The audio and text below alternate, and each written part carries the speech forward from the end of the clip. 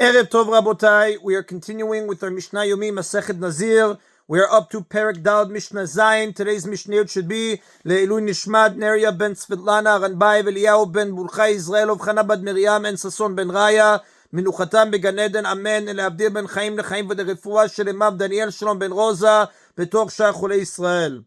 This Mishnah discusses the law of a Nazir who wishes to buy his Nazirut offerings with money that his father, who was also a Nazir, had set aside before he died to buy Nazirut offerings for himself.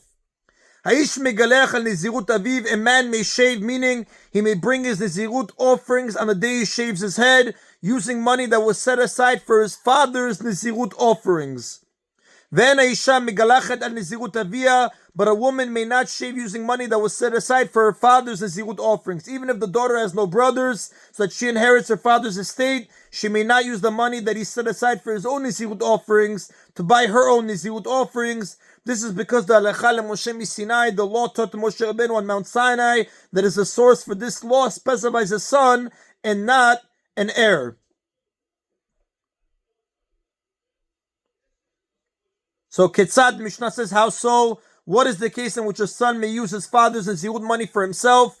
Mi shaya aviv Nazir v'ifrish maot an Naziruto v'met.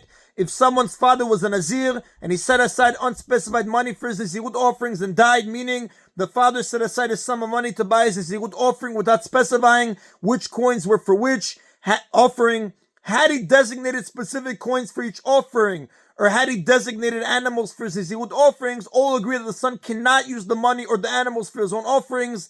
The Halacha Moshe Sinai was said only in regard to unspecified money. So the Mishnah says, and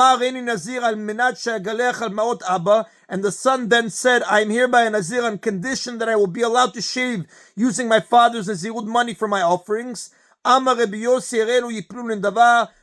said about this case, this money must be dropped into the temple chests designated for voluntary communal offerings. When a Nazir dies and leaves over unspecified money for his concluding offerings, and it can no longer be used for Nazirut offerings, the law is that the money goes to the fund for voluntary communal offerings.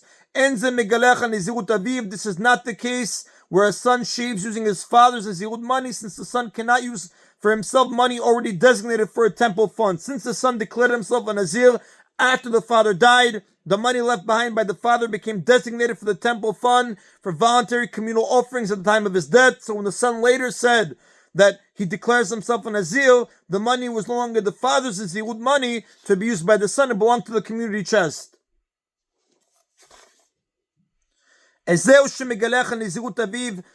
then is the case where a son may shave using his father's Nazirut money? It is where someone and his father are both Nazirim at the same time. And the father set aside unspecified money for his Nazirut offerings and died. This is the case where a son may shave using his father's Nazirut money.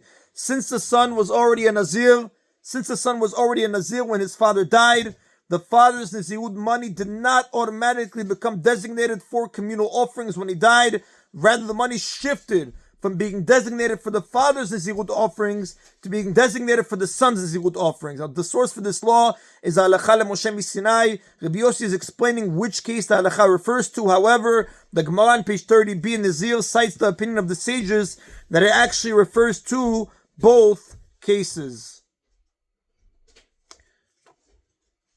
And that is the Nabotai of Perek Daled Mishnah Zayin. We continue with Perek Hey Mishnah Aleph. This chapter will discuss making a vow of Nazirut based on a mistake. Before getting to that issue, the Mishnah first cites a dispute between Bet Shammai and Bet Hillel about consecrating an object to the temple based on a mistake. The Mishnah begins the chapter by citing this dispute because it serves as the basis for a similar dispute between Bet Shammai and Bet Hillel in Mishnah 5 about the effectiveness of a vow of Nazirut based on a mistake.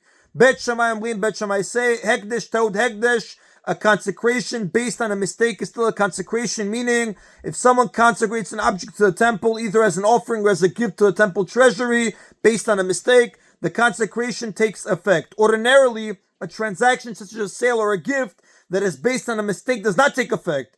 Since a consecration is a type of transaction, donating something to the temple treasury or to the altar, it too should not take effect if it is made by mistake. However, there is one type of consecration that the Torah teaches does take effect even when it's based on a mistake, tirumah. substituting a non-holy animal for an animal that was consecrated as an offering. Although it is forbidden to make such a substitution, if someone does this, the second animal becomes consecrated and is known as a timua. I made a mistake. I think I said earlier timua. Really, I was referring to timua, substituting a holy animal for an animal that was consecrated as an offering. While the first animal remains consecrated as well, the second animal becomes consecrated as well. So both animals are then brought as offerings. So in the case of a timua, if someone intended to say this white ox should take the place of this consecrated one, but he instead said by mistake, this black ox should take its place, the black ox becomes timua. Bet Shammai learned from this that the same is true with all consecrations. Whenever someone consecrates something, it takes effect even if he does so by mistake. Bet Hillel say, it is not a consecration. Bet Hillel argue that timua is different from other consecrations. It is true that a timua made in error takes effect, but that is only because the holiness of the offering already exists, and the person making the timua is merely transferring some of the holiness from the original offering to the second animal. However, when someone wishes to consecrate a new offering, it does not take effect if he does so by mistake.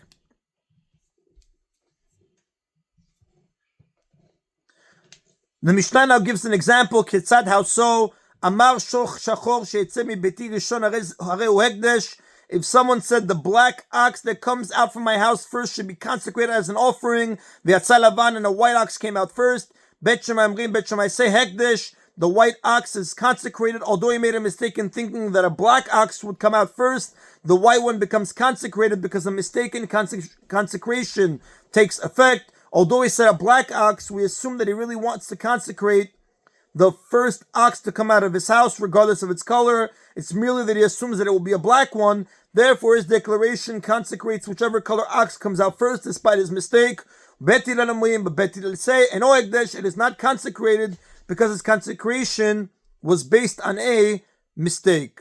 And that is the Nabotai of today's Mishna Yomi. Baruch Adonai Leolam. Amen v'amen.